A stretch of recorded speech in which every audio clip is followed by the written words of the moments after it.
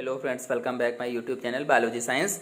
आज के वीडियो में क्लास 12 वंशागत का आणविक आधार अथवा molecular basis of heredity chapter 7 से आनुवांशिक पदार्थ क्या है और आनुवांशिक पदार्थ की खोज तथा आनुवांशिक पदार्थ की आपेक्षिक विशेषताएं और न्यूक्लिक अम्ल के बारे में बताएंगे। तो पूरी जानकारी के लिए मेरा पूरा वीडियो अंत तक ध्यान से देखिए। चलिए शुरू करते हैं। सबसे पहले आनुवांशिक पदार्थ क्या है अथवा इसकी परिभाषा को समझ लेते हैं।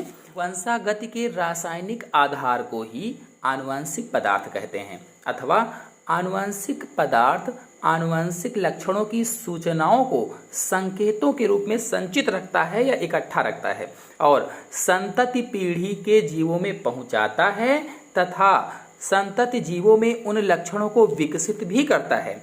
तो हमने आप लोगों को निषेचन या फर्टिलाइजेशन वाले वीडियो में बताया था कि जब नर और मादा युग्मक कोशिकाओं का संयुग्मन होता है या नर और मादा कोशिकाएं आपस में मिलती हैं तो एक नई कोशिका बन जाती है जिसे युग्मनज अथवा अंग्रेजी में जायगोट कहते हैं। जैसे मानव में देखा जाए तो नर युग्मक शुक्राणु और मादा युग्मक अंडाणु होता है और जब इनका संयुग्मन होता है दोनों का, यानी जब शुक्राणु और अंडाणु आपस में मिल जाते हैं तो युग्मनज या जायगोट बन जाता है। अब ये जो जायगोट बना या बार बार विभाजित होता है और इसमें सेल डिवीजन होने से एक धीरे धीरे करके बड़ा जीव बन जाता है। अब ये जो युग्मनज या जायगोट है इसमें माता और पिता दोनों के आनुवांशिक लक्षण होते हैं। इसमें इन आनुवांशिक लक्षणों की सूचनाएं संकेतों के रूप में होती हैं। इसी पदार्थ को आनुवांशिक पदार्थ कहते हैं। तो यह आनुवांशिक पदार्थ संतानों में जाता है और वहां जाकर विकसित भी होता है। ये परिभाषा में बताया गया है।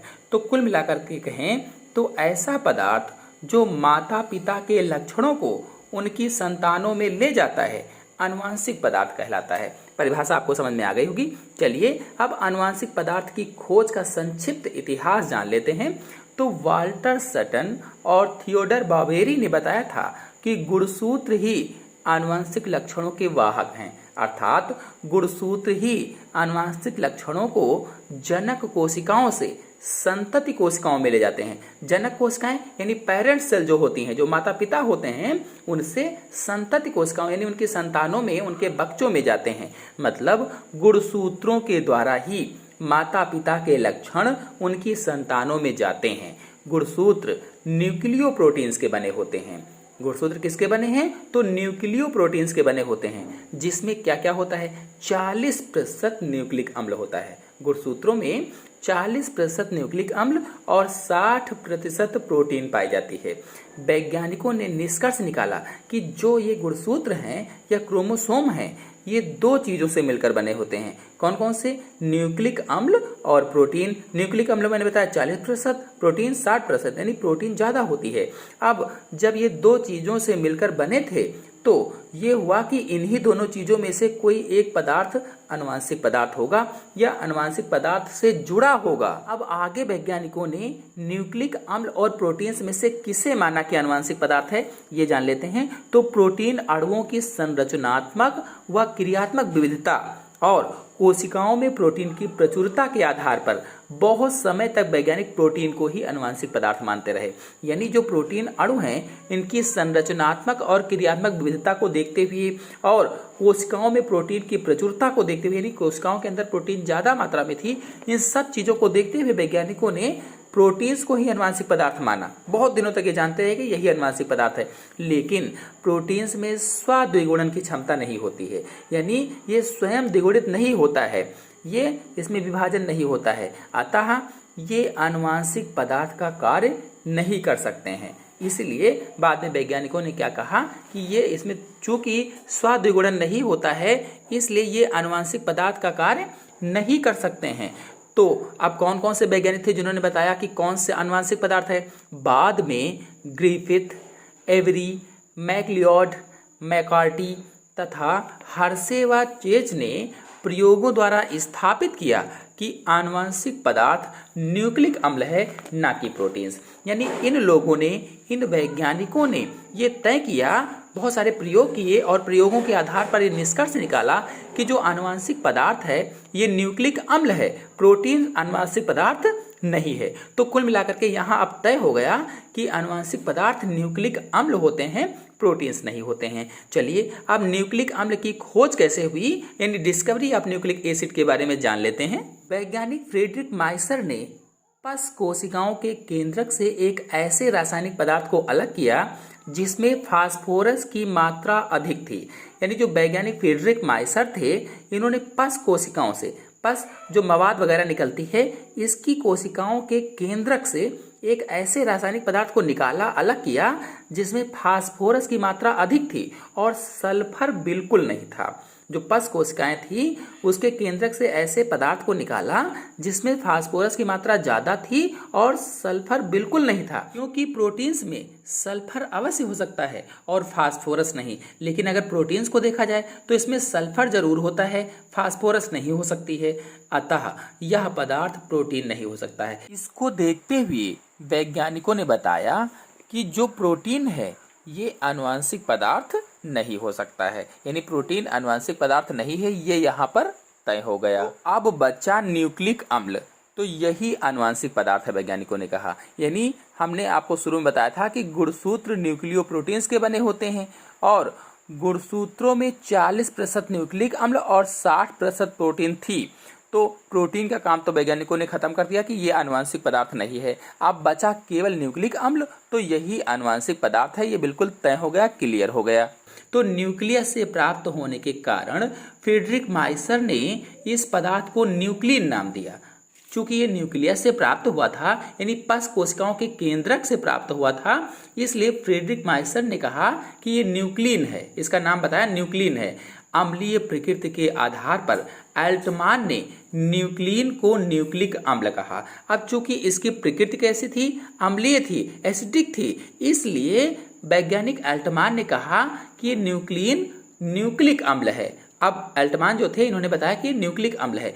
कुछ समय बाद ही कोसेल ने सन 1893 में न्यूक्लिक अम्ल के रासायनिक घटकों का पता लगाया। इसके बाद धीरे धीरे करके सन 1893 में वैज्ञानिक कोसेल ने न्यूक्लिक अम्ल में कौन कौन से घटक पाए जाते हैं इसका पता लगाया।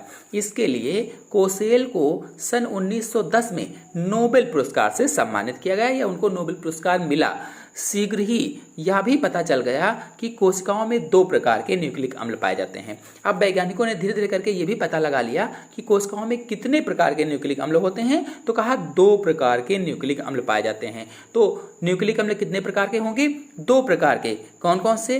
पहला डीएनए और दूसरा आरएनए। डीएनए का पूरा नाम डीऑक्सीराइबो न्यूक्लिक अम्ल और दूसरा आरएनए का पूरा नाम राइबो न्यूक्लिक अम्ल या राइबो न्यूक्लिक एसिड।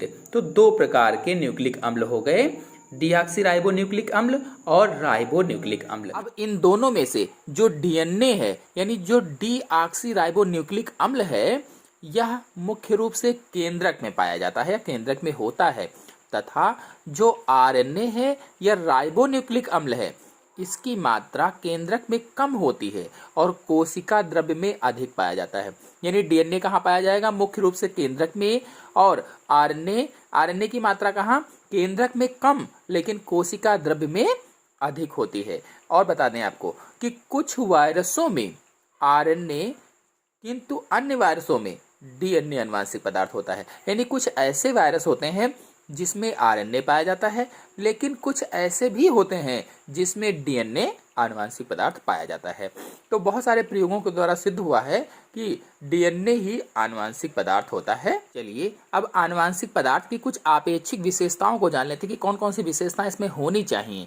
तो पहला है, आनुवंशिक पदार्थ सभी कोशिकाओं में मिलना चाहिए। जो आनुवंशिक पदार्थ है, हेरिडिटरी मटेरियल है, ये सभी कोशिकाओं में मिलना चाहिए। फिर दूसरा है, एक जीव की सभी कोशिकाओं में तथा एक जाति के सभी जीवों में आनुवंशिक पदार्थ की मात्रा समान रूप से होनी चाहिए। यानी जो एक जीव है उसकी सभी कोशिकाओं में होना चाहिए समान रूप से, और अगर एक जाति के जीवों को देखा जाए तो एक जाति के जीवों में आनुवंशिक पदार्थ की मात्रा समान रूप से होनी चाहिए। फिर अगला है, इसमें संरचनात्मक विविधता या स्ट्रक्चरल डाइवर्सिटी होनी चाहिए। तो जब स्ट्रक्चरल डाइवर्सिटी होगी उसमें, तो इतने सारे जीव पाए जाते हैं, लाखों करोड़ों जीव जातियां पाई जाती हैं, तो उनकी संरचनात्मक विविधताओं को ये सूचनाओं के रूप में संचित रख पाएगा। फिर जो अगला है, इसमें संरचनात्मक स्थिरता होनी चाहिए, यानी स्ट्रक्चरल स्टेबिलिटी होनी चाहिए। कहने का मतलब ये है, संरचनात्मक स्थिरता होने से, स्ट्रक्चरल स्टेबिलिटी होने से एक जाति के सभी जीवों में वंशागत होने वाली जो संचित सूचनाएं होती हैं वो एक समान रहेंगी और जीव जातियों का जो व्यक्तित्व है वो बना रहेगा। यानी जो एक जाति के जीव हैं उनमें जो वंशागत होने वाली सूचनाएं हैं वो एक जैसी होंगी और जो जीव जातियां हैं उनका व्यक्तित्व भी एक जैसा रहेगा, बना रहेगा। फिर अगला है, आनुवांशिक पदार्थ में स्वद्विगुणन की क्षमता होनी चाहिए, या स्वद्विगुणन को प्रतिकृतिकरण कहा जाता है, तो इसकी क्षमता होनी चाहिए। फिर अगला है, इनमें अपनी प्रतिलिपियों को संतान में प्रेषित करने की विशेषता होनी चाहिए, यानी संतान में वो उसको भेज सकें, ये विशेषता होनी चाहिए ताकि इनके जो गुण हैं वो उनकी संतानों में आ जाएं, तो ऐसी विशेषताएं इनमें होनी चाहिए।